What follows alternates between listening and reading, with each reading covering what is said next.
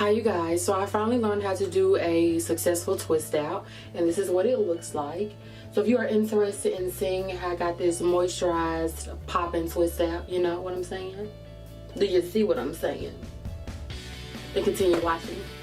I've done this twist off camera, and I'm going to twist this side of my hair on camera, and I'm going to show you guys my products now. So I just want to go ahead and apologize for how raggedy in my container looks.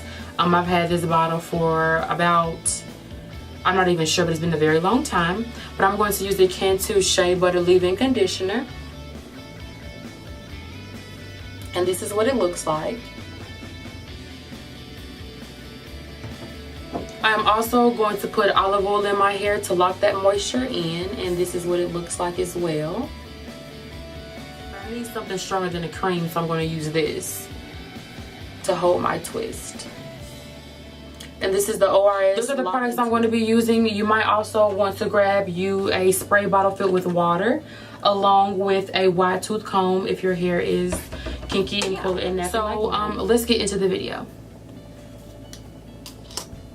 The reason I use a cream leave-in conditioner is because I want my twist to be moisturized.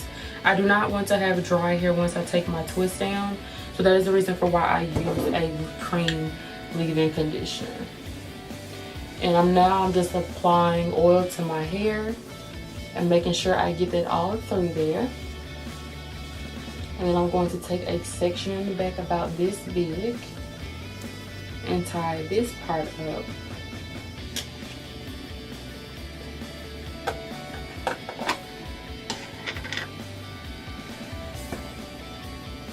Now I'm going to apply the gel to my hair and finger comb